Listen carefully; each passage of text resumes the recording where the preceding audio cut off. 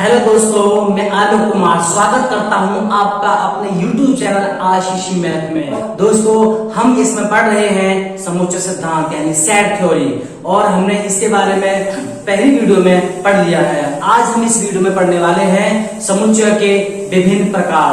तो दोस्तों, बने रहिए वीडियो के अंत तक और इसको बिल्कुल भी स्किप ना करते हुए पूरा देखें, तभी आप समझ पाएंगे समुच्चय के प्रकारों के बारे में बहुत अच्छे ढंग से। तो चलिए दोस्तों, वीडियो शुरू करते हैं। पहला प्रकार है हमारा परिमित समुच्चय यानी फाइनाइट सेट। ये सेट क्या होता है इसके बारे में सुनिए। ऐसा समुच्चय जिसमें अवयवों की संख्या निश्चित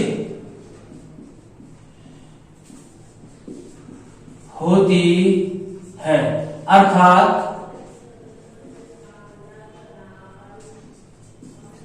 जिन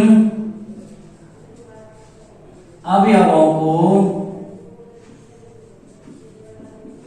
गिन सकते हैं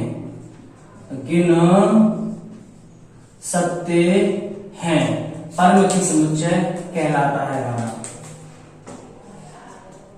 परिमित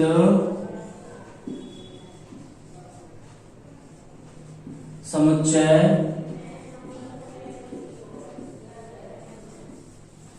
कहलाता है। ठीक है दोस्तों, ऐसा समुच्चय जिसमें अवयवों की संख्या निश्चित होती है, अर्थात जिन अवयवों को गिन सकते हैं, परिमित समुच्चय कहलाता है। जैसे एग्जांपल आपको दे दे तो नंबर ए बराबर 1 2 3 4 5। एक बार एग्जांपल ले लीजिए AEIOU। तो आप पता देख पा रहे हैं इसको कि ए बराबर 1 2 3 4 5 5 अवयव है, निश्चित हो गया, हम गिन सकते हैं। ऐसे ही बी में AEIOU, इसमें भी निश्चित हो गया, इन्हें भी हम गिन सकते हैं। तो ऐसा समुच्चय जिसमें अवयवों की संख्या निश्चित होती है क्या कहलाता है? परिमित समुच्चय कहलाता है। नंबर 2 पर है दोस्तों अपरिमित समुच्चय इनफाइनाइट सेट। इसमें क्या होता है? ऐसा समुच्चय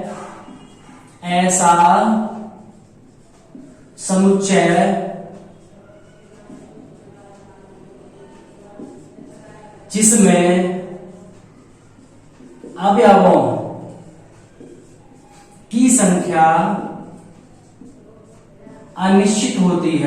की संख्या अनिश्चित होती है, अर्थात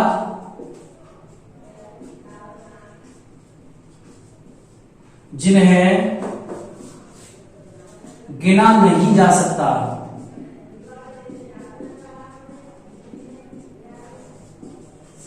ठीक है, आपको समझ में आया? अपरिमित समुच्चय इनफाइनाइट सेट क्या होता है? ऐसा समुच्चय जिसमें अवयवों की संख्या अनिश्चित होती है, अर्थात जिन्हें हम गिन नहीं सकते हैं। जैसे एग्जांपल में 1 2 3 4 5 आगे डॉट डॉट इनफाइनाइट तक, यानी इसमें हमने पता क्या 1 2 3 4 5 के बाद हमें पता नहीं कितने इसमें नंबर, इसे पूरा गिन नहीं सकते हैं। एक और एग्जांपल ले लीजिए नंबर 2, ये सभी इसमें बोल दिया जाए में 2 4 6 8 10 आगे डॉट डॉट। तो इसमें भी देख रहे हैं क्या है, सभी सम संख्या है, लेकिन पता नहीं कहां तक है। तो इस प्रकार के सेट को हम क्या कहते हैं? इनफाइनाइट सेट कहते हैं। और इस प्रकार समुच्चय को क्या कहते हैं? अपरिमित समुच्चय कहते हैं। अगला प्रकार है दोस्तों रिक्त समुच्चय। इसे हम इंग्लिश में नल सेट या एम्प्टी सेट कहते हैं। ये कैसा होता है? ऐसा समुच्चय जिसमें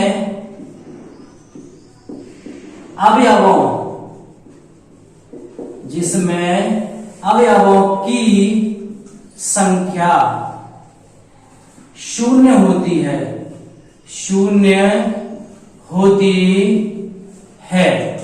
क्या कहलाता है? रिक्त समुच्चय कहलाता है। ऐसा समुच्चय जिसमें अवयवों की संख्या शून्य होती है रिक्त समुच्चय कहलाता है। जैसे एग्जांपल में number 1 x such that x इस पर बराबर हो गया 16। x एक विषम पूर्णांक है। तो देखिए दोस्तों, इसमें लिखा है x such that x square is equal to 16 और x एक क्या है, विषम पूर्णांक है। तो ऐसा कोई विषम पूर्णांक नहीं है जिसका वर्ग किया जाए और हमें क्या मिले, 16 मिले। तो ऐसा कोई हमारा विषम पूर्णांक नहीं है जिसका वर्ग करने पे क्या हो, 16 मिले। तो ये कैसा हो गया, रिक्त समुच्चय हो गया। यहां लिखेंगे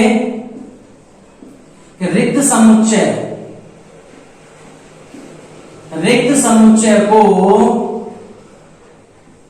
फाई या मझले कोष्टक से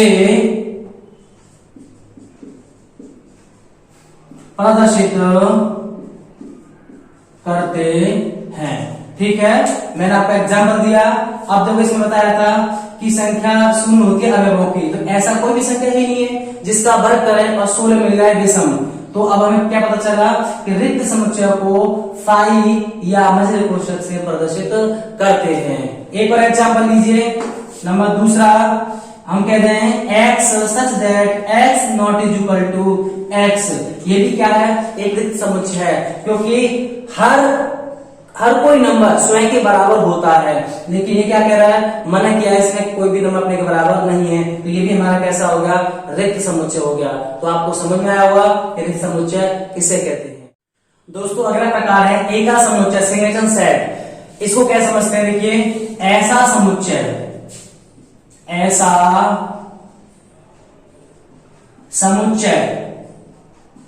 जिसमें अवयवों की संख्या केवल एक होती है, एक समुच्चय कहलाता है। ऐसा समुच्चय जिसमें अवयवों की संख्या केवल एक होती है, एक समुच्चय कहलाता है। जैसे example a is equal to 5, एक समुच्चय। दूसरा एग्जाम्पल ले लीजिए, हम कहते हैं आपसे कि 3, एक समुच्चय। तो आप समझ पा रहे होंगे, ऐसा समुच्चय इसमें केवल अवयव कितने हो, एक हो, एक समुच्चय कहलाता है। नंबर 5, युग्म समुच्चय,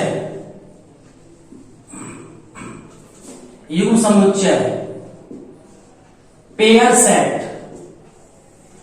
अब युग्म समुच्चय क्या होता है, देखिए, ऐसा समुच्चय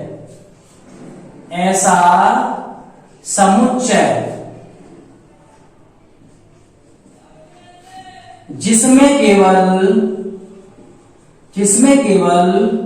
दो अवयव होते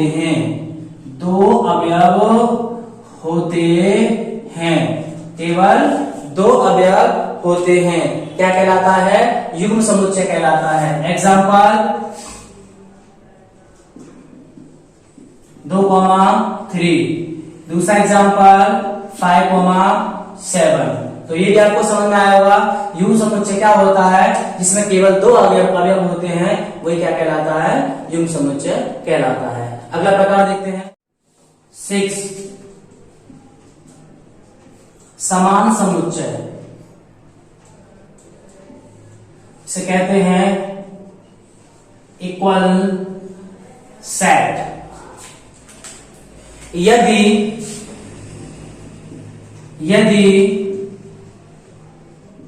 समुच्चय A का प्रत्येक अवयव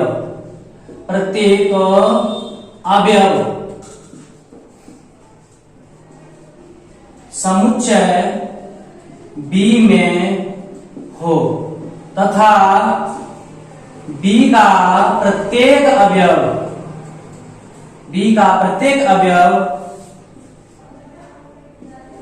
A में हो, तब दोनों समुच्चय समान होंगे।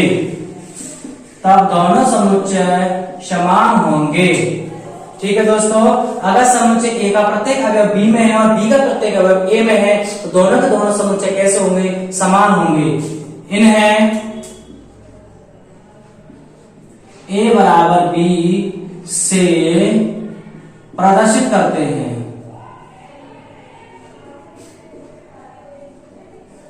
एग्जाम्पल जैसे ले लिया ए बराबर 1 2 3 4 5 एंड बी बराबर ले लिया हमने 1 3 4 5 एंड 2। तो ये दोनों देखना ए के सभी अवयव बी में है और बी के सभी ए में है, तो ये दोनों कैसे हो गए, ये दोनों हो गए समान समुच्चय। इन्हें लिख सकते हैं ए बराबर बी।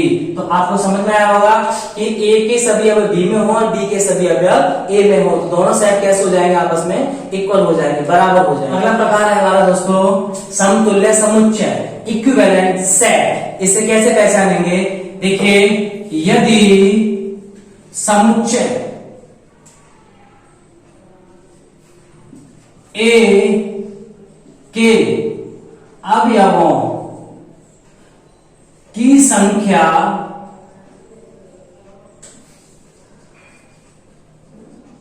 समुच्चय बी के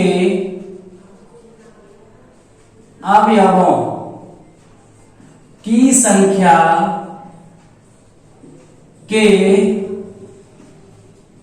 बराबर हो तो वह समतुल्य समुच्चय कहलाता है। जैसे number of A is equal to number of B. ठीक है दोस्तों, एक एग्जांपल लेते हैं और एग्जांपल समझते हैं। जैसे ए में हो गया 1 2 और 3 एंड बी में हो गया हमारा ए बी और सी। बात समझ में आ रही है। एग्जांपल लिया हमने समुच्चय ए में 1 2 3 और समुच्चय बी में क्या लिया, ए बी सी। तो यहां देखते हैं इस ए में नंबर ऑफ ए कितने हैं, 1 2 3, तो ये 3 हो गए। और नंबर ऑफ बी ये निकालते हैं तो बी में कितने हो गए, बी में भी हमारे कितने हैं, 3। दोनों की संख्या कैसी है, बराबर है। तो दोनों सेट हम कह सकते हैं कि दोनों के दोनों सेट कैसे हैं, इक्विवेलेंट यानी समतुल्य हैं दोनों दोनों।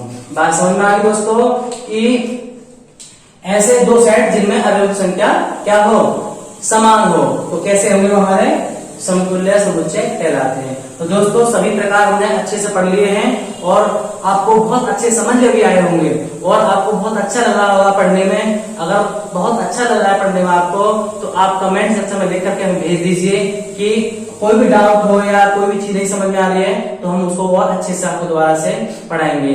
तो दोस्तों वीडियो को पूरा अंत तक देखना और लाइक शेयर एंड कमेंट और सब्सक्राइब करना मत भूलना लोगों। चलिए जब तक के लिए सब बच्चों के लिए जय हिंद और हम मिलते हैं अपनी अगली वीडियो में।